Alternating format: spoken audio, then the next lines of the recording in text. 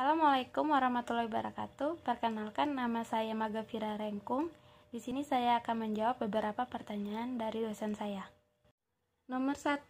Mengapa biaya campuran menimbulkan masalah sewaktu dilakukan pengklasifikasian biaya dalam kategori variabel dan tetap?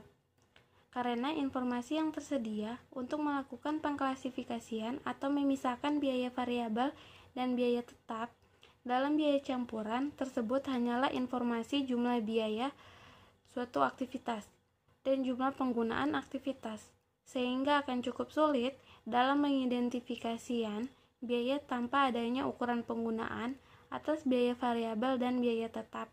Yang kedua, mengapa grafik scatter adalah langkah pertama yang baik untuk memisahkan biaya campuran ke dalam komponen tetap dan variabelnya? Karena grafik scatter bertujuan melihat apakah asumsi hubungan linier wajar atau tidak dengan menggunakan grafik tersebut. Beberapa titik yang tampaknya tidak cocok dalam pola umum perilaku biaya mungkin dapat terungkap, sehingga diperoleh pengetahuan yang dapat memberikan justifikasi dan mungkin menuntut pada perkiraan yang lebih baik mengenai fungsi biaya yang akan mempermudah usaha pemisahan biaya tetap dan variabel. Yang ketiga, bagaimana metode scatter plot memisahkan biaya tetap dan variabel dari biaya campuran. Kemudian, bagaimana cara kerja metode tinggi rendah, mengapa kedua metode tersebut berbeda. Metode scatter plot menyangkut pemeriksaan grafik scatter, atau suatu plot yang menunjukkan jumlah biaya campuran pada tingkat aktivitas yang berbeda-beda, dan pemilihan dua titik yang tampaknya terbaik untuk mewakili hubungan antara biaya dengan aktivitas. Karena kedua titik tersebut menentukan suatu garis, kedua titik yang terpilih tersebut dapat digunakan untuk menentukan titik potong dan kemiringan garis dari kedua titik tersebut. Titik potong tersebut memberikan perkiraan komponen biaya tetap, dan kemiringan memberikan estimasi biaya variabel per unit aktivitas. Cara kerja metode tinggi rendah menentukan persamaan suatu garis lurus dengan terlebih dahulu memilih dua titik yang akan digunakan untuk menghitung parameter perpotongan dan kemiringan.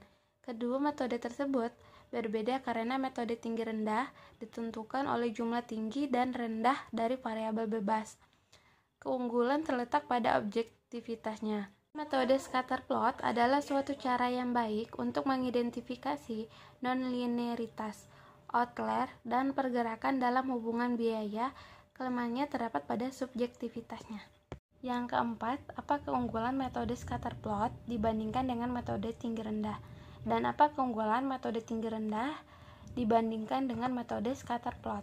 Jadi, keunggulan metode scatter plot dibandingkan metode tinggi rendah adalah metode scatter plot memungkinkan kita untuk melihat data secara visual, serta dapat menolong manajer menghindari jebakan-jebakan atas terlihatnya hubungan antara biaya aktivitas yang tidak mungkin terjadi.